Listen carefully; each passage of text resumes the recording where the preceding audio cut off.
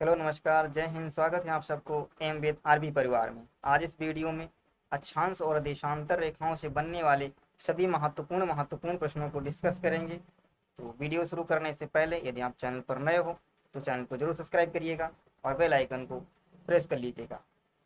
तो वीडियो शुरू करने से पहले माँ सरस्वती का आशीर्वाद ले लीजिएगा, क्योंकि जिसके साथ माँ सरस्वती का आशीर्वाद है उसे कोई हरा नहीं सकता। तो शुरू करते हैं आज के वीडियो। आज का पहला क्वेश्चन है,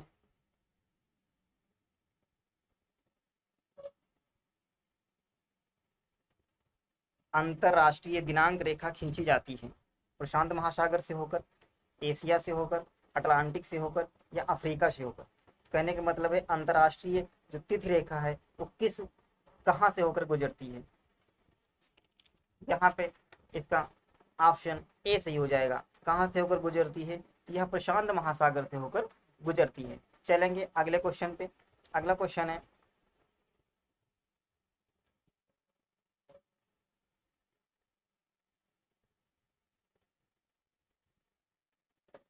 अफ्रीका की कौन सी नदी मकर रेखा को 2 बार काटती है?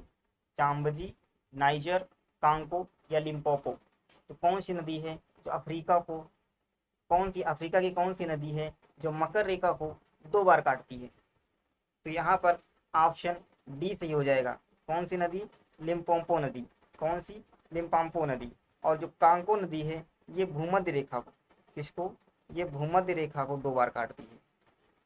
कांगो नदी भूमध्य रेखा को 2 बार काटती है और लिम्पोपो नदी ये मकर रेखा को 2 बार काटती है। तो यहाँ पर ऑप्शन डी सही होगा। चलेंगे अगले क्वेश्चन पे। अगला क्वेश्चन है, देशांतर रेखाओं की संख्या कितनी है? 24, 18, 180 या 360। तो देशांतर रेखाओं की संख्या कितनी होगी?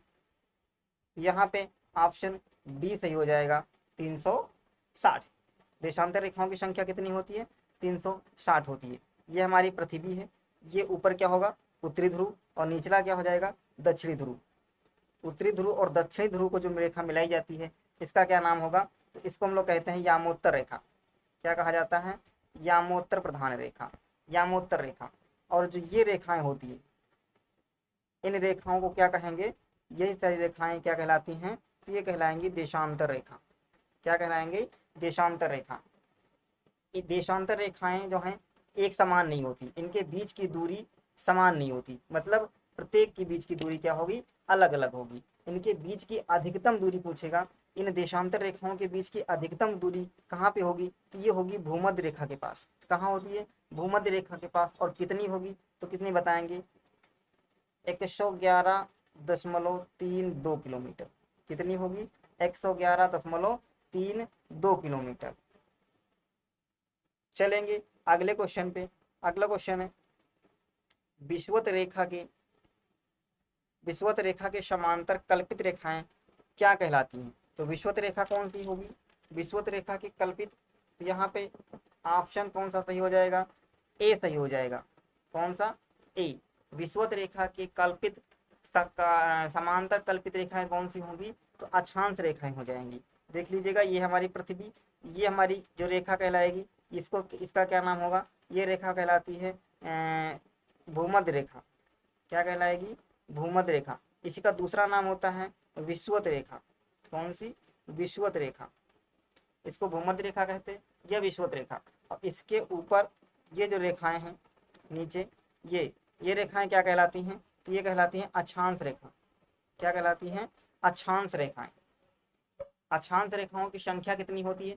अक्षांश रेखाएं, ये उत्तरी गोलार्ध हो गया, ये दक्षिणी गोलार्ध हो गया। उत्तरी गोलार्ध के इनके सबके बीच की दूरी जो होगी वो क्या होगी? समान होगी। इनके बीच की दूरी समान होगी। देशांतर रेखाओं के बीच की दूरी असमान होगी। ध्यान रखिएगा, देशांतर रेखाओं के बीच की दूरी असमान होगी और अक्षांश रेखाओं के बीच की दूरी समान होगी। कितनी होगी? तो ये होती है 111 किलोमीटर। कितनी होती है? इनके बीच की दूरी 111 किलोमीटर। अक्षांश रेखाओं की संख्या कितनी होती है? तो ये विषुवत रेखा हो गई एक। इसके ऊपर कितनी होगी? 90। इसके ऊपर 90, एक अक्षांश रेखा, और इसके नीचे 90। तो अक्षांशों की संख्या पूछी जाती है। अक्षांश की संख्या कितनी हो जाएगी? तो 181। अक्षांश की संख्या कितनी है? 181। और अक्षांश रेखाओं की संख्या पूछेंगे तो ये जो उत्तरी अक्षांश और दक्षिणी अक्षांश है ये रेखा में ना करके ये एक दशमलव पॉइंट के रूप में कन्वर्ट हो जाते हैं, तो इन्हें सिर्फ अक्षांश कहते हैं, अक्षांश रेखा नहीं कह सकते। तो यहाँ पर अक्षांशों की संख्या पूछी जाती है तो कितनी बताते हैं, 181।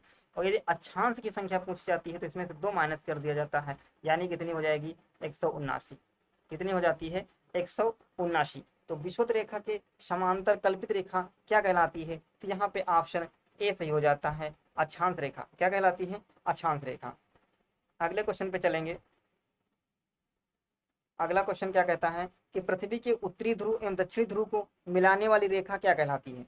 जो पृथ्वी है, तो पृथ्वी के जो यहाँ पे उत्तरी ध्रुव हो गया और यहाँ पे दक्षिणी ध्रुव हो गया, तो उत्तरी ध्रुव और दक्षिणी ध्रुव को मिलाने वाली रेखा, ये रेखा क्या कहलाती है, अक्षांश रेखा, देशांतर रेखा, मिलन रेखा या ग्रीनविच रेखा। तो इसको क्या कहेंगे, ये कौन सी रेखा है, तो इसे क्या कहा जाता है, सभी को पता है, ये क्या हो जाएगी, देशांतर रेखा। क्या हो जाती है, देशांतर रेखा। और ये रेखाएं कौन सी हो जाती हैं, ये देशांतर रेखाएं हो जाती हैं। और ये क्या हो जाती है, इसको हम लोग क्या बोलते हैं, तो ये कौन सी रेखा हो जाती है, तो ये हो जाती है देशांतर रेखा। कैसी हो जाएगी, यहाँ पे ऑप्शन बी सही हो जाएगा। इसको यामोत्तर रेखा भी कहा जाता है। क्या कहते हैं, यामोत्तर रेखा भी कहा जाता है। चलेंगे अगले क्वेश्चन पे। अगला क्वेश्चन है, परस्पर दो देशांतर के बीच सबसे अधिक दूरी कहाँ पर होती है।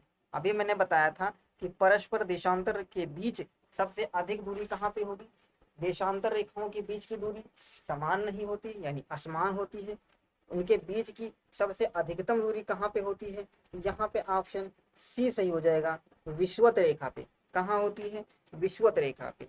कितनी होती है, तो 111.32 किलोमीटर। कितनी होती है, 111.32 किलोमीटर। यहाँ पे एक और चीज देख लीजिएगा, ये हो गया आपका, ये कौन सी रेखा हो गई, तो ये विषुवत रेखा हो गई। कौन सी रेखा है, तो ये विषुवत रेखा है। इसको हम लोग दूसरे नाम से भी जानते हैं, किसे, भूमध्य रेखा। क्या कहते हैं, भूमध्य रेखा। भूमध्य रेखा से ऊपर, ऊपर यानी उत्तरी ध्रुव और नीचे दक्षिणी ध्रुव। तो भूमध्य रेखा से ऊपर ये कितनी दूरी पर, 23.5 डिग्री पे, 23.5 डिग्री जो उत्तरी अक्षांश होगा, 23.5 डिग्री उत्तरी अक्षांश, इसको क्या बोलते हैं, तो इसको बोलते हैं कर्क रेखा। क्या बोलते हैं, कर्क रेखा। और 23.5 डिग्री नीचे, 23.5 डिग्री नीचे यानी दक्षिणी, 23.5 डिग्री दक्षिणी गोलार्ध, इसको हम लोग क्या बोलते हैं, तो इसको बोलते हैं मकर रेखा। क्या बोलते हैं, मकर रेखा। 23.5 डिग्री उत्तरी कर्क रेखा, 23.5 डिग्री नीचे, तो इसको क्या बोलते हैं, मकर रेखा। और परस्पर दो देशांतरों के बीच अधिकतम दूरी कहाँ पर होती है, तो ये होती है विषुवत रेखा पे। यहाँ पे ऑप्शन सी सही हो जाएगा। चलेंगे अगले क्वेश्चन पे। अगला क्वेश्चन है, कर्क रेखा कहाँ से नहीं गुजरती, म्यांमार, नेपाल, बांग्लादेश, चीन। तो कर्क रेखा कहाँ से नहीं गुजरती है, तो यहाँ ऑप्शन बी सही हो जाएगा, नेपाल। म्यांमार से भी गुजरती है, बांग्लादेश से भी गुजरती है और चीन से भी गुजरती है। यहाँ पे ऑप्शन बी सही हो जाएगा, नेपाल। अगले क्वेश्चन पे चलेंगे। अगला क्वेश्चन है, कहाँ पर दिन तथा रात एक समान होते हैं, प्रमुख यामोत्तर, अटलांटिका, भूमध्य रेखा, ध्रुव। तो कहाँ पे होते हैं, यहाँ पे ऑप्शन सी सही हो जाएगा, भूमध्य रेखा पे। भूमध्य रेखा पर दिन और रात बराबर होते हैं। अगला क्वेश्चन है, उत्तरी गोलार्ध का सबसे बड़ा दिन होता है 21 जून, 4 जुलाई, 21 सितंबर, 4 जून। तो उत्तरी गोलार्ध का सबसे बड़ा दिन कब होगा, तो यहाँ पे ऑप्शन ए सही हो जाएगा। कब होता है, 21 जून को। और यदि पूछेगा दक्षिणी गोलार्ध का सबसे बड़ा दिन, तब किस दिन बताएंगे, तो वो होता है 22 दिसंबर को। कब होता है, 22 दिसंबर को दक्षिणी गोलार्ध का सबसे बड़ा दिन, और उत्तरी गोलार्ध का सबसे बड़ा दिन होता है 21 जून को। तो यहाँ पे ऑप्शन ए सही होगा। अगला क्वेश्चन है, किसी स्थान का मानक समय निर्धारित करने का आधार होता है प्रधान माध्यान्ह रेखा, देशांतर रेखा, अक्षांश रेखा या अंतरराष्ट्रीय तिथि रेखा। तो किसी स्थान का मानक समय निर्धारित किससे किया जाता है, तो यहाँ देख लीजिएगा, यहाँ पर ऑप्शन ए सही हो जाएगा, प्रधान माध्यान्ह रेखा, जिसको हम लोग क्या बोलते हैं, देशांतर रेखा। तो किसी स्थान का मानक समय, जो विश्व का मानक समय है, वो किससे निर्धारित किया जाता है, वो निर्धारित किया जाता है 0 डिग्री देशांतर रेखा से। किससे, 0 डिग्री देशांतर रेखा से। विश्व का मानक समय यानी अंतरराष्ट्रीय मानक समय रेखा जो है उसे 0 डिग्री देशांतर रेखा कहा जाएगा। क्या कहते हैं? 0 डिग्री देशांतर रेखा। यह कितने देशों से होकर गुजरती है? तो आप उत्तर क्या दोगे? 8 देशों से होकर गुजरती है। कितने देशों से? 8 देशों से होकर गुजरती है। वो 8 देश कौन कौन से हैं? तो आप ट्रिक लगाएंगे, कौन सी?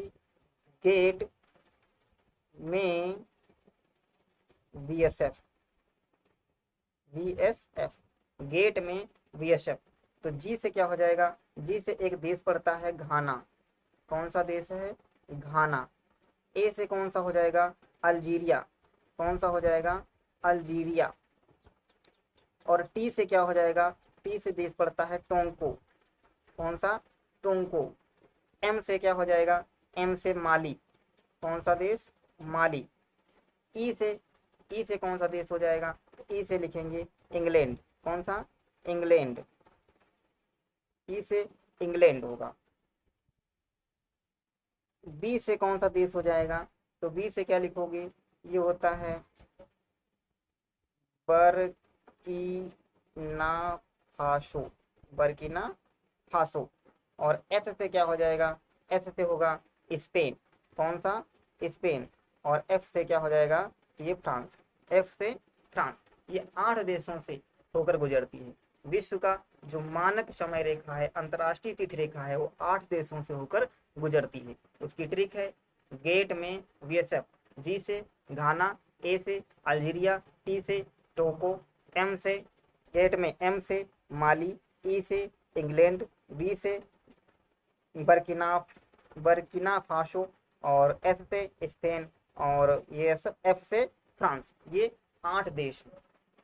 और यदि पूछेगा भारतीय मानक समय रेखा, तो भारतीय मानक समय रेखा क्या होता है? ये भारतीय मानक समय होता है 82.5 डिग्री पूर्वी देशांतर। क्या होता है? पूर्वी देशांतर रेखा। भारतीय मानक समय रेखा जो होती है वो 82.5 डिग्री पूर्वी देशांतर रेखा होती है। यह कितने राज्यों से होकर गुजरती है? तो यह 5 राज्यों से होकर गुजरती है। कितने राज्यों से बाबू? 5 राज्यों से होकर गुजरती है। तो 5 राज्य कौन कौन से हैं? उत्तर प्रदेश है आपका, मध्य प्रदेश है आपका, आंध्र प्रदेश है आपका, उड़ीसा है और छत्तीसगढ़ है। और कौन सा है? छत्तीसगढ़ है। तो ये 5 राज्यों से होकर भारतीय मानक समय रेखा गुजरती है। अंतर्राष्ट्रीय समय रेखा 8 राज्यों से होकर गुजरती है। भारतीय मानक समय रेखा 5 राज्यों से होकर गुजरती है। भारतीय मानक समय रेखा अंतर्राष्ट्रीय मानक समय से रेखा से कितना आगे है? तो कितना आगे बताएंगे? 5.5 घंटा। कितना आगे है? तो 5.5 घंटा आगे है। यहाँ पे कौन सा क्वेश्चन पूछा गया है? किसी स्थान का मानक समय, तो ये अंतर्राष्ट्रीय तिथि समय रेखा यानी 0 डिग्री देशांतर रेखा, जिसका क्या नाम है? प्रधान माध्यान्ह रेखा कहा जाता है। ऑप्शन ए सही होगा। चलेंगे अगले क्वेश्चन पे। अगला क्वेश्चन क्या कहता है? अगला क्वेश्चन कह रहा है कि 0 डिग्री एक देशांतर से दूसरे देशांतर के बीच कितना समय अंतराल होता है? यानी एक देशांतर से दूसरे देशांतर के बीच कितना समय अंतराल होता है? 4 मिनट, 1 घंटा, 12 घंटा, 15 घंटा। तो कितना होता है? यहाँ पे ऑप्शन ए सही हो जाएगा, 4 मिनट का। कितना होता है? 4 मिनट का। अगले क्वेश्चन पे चलेंगे। क्वेश्चन नंबर 12 क्या कह रहा है कि दो अक्षांश रेखाओं के बीच की दूरी कितनी होती है? मैंने अभी बताया था कि अक्षांशों के बीच की दूरी, अक्षांश रेखाओं की संख्या मैंने सारा डिस्कस किया है आपसे। अक्षांशों के बीच की दूरी कितनी होगी? यहाँ पे ऑप्शन सी सही हो जाएगा। कितनी होगी? 111 किलोमीटर। 111 मील नहीं हुआ, कितना होगा? 111 किलोमीटर। अक्षांश, प्रत्येक अक्षांशों के बीच की जो दूरी होगी वो समान होती है। कितनी होगी? 111 किलोमीटर। यहाँ पे ऑप्शन कौन सा सही हो जाएगा? सी सही हो जाएगा। एक सवाल और पूछा जाता है कि दो अक्षांशों के बीच की दूरी को कहते क्या हैं? तो दो अक्षांशों के बीच की दूरी को जोन कहा जाता है।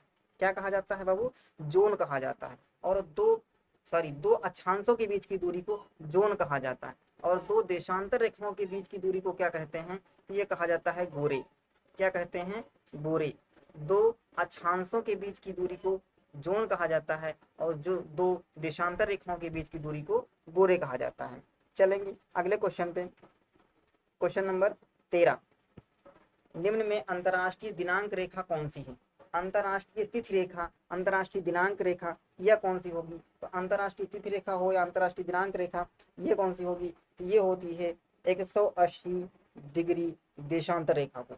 180 डिग्री देशांतर रेखा को अंतर्राष्ट्रीय तिथि रेखा कहा जाता है। और 0 डिग्री देशांतर रेखा को क्या कहते हैं? यह कहा जाता है अंतर्राष्ट्रीय मानक समय रेखा। क्या कहते हैं? अंतर्राष्ट्रीय मानक समय रेखा।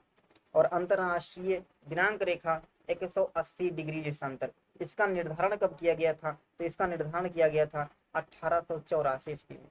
कब किया गया था बबुआ? 1884 ईस्वी में। यहाँ पे ऑप्शन सी एकदम सही जवाब होगा। चलेंगे अगले क्वेश्चन पे। अगला क्वेश्चन क्या कह रहा है? उपोष्ण उच्च दाब के कटिबंध को क्या कहते हैं? रोडिंग अक्षांश, जीरो अक्षांश, अश्व अक्षांश या इनमें से कोई नहीं। तो क्या कहा जाता है? यहाँ पे ऑप्शन सी सही हो जाएगा, अश्व अक्षांश। चलेंगे अगले क्वेश्चन पे। क्वेश्चन नंबर 15, भूमध्य रेखा, कर्क रेखा और मकर रेखा किन तीनों महाद्वीप से होकर गुजरती है? अफ्रीका महाद्वीप से, एशिया महाद्वीप से, उत्तरी अमेरिका से, दक्षिणी अमेरिका से। तो किस महाद्वीप से होकर के तीनों रेखाएं गुजरती हैं? यहाँ पे ऑप्शन ए सही होगा, अफ्रीका।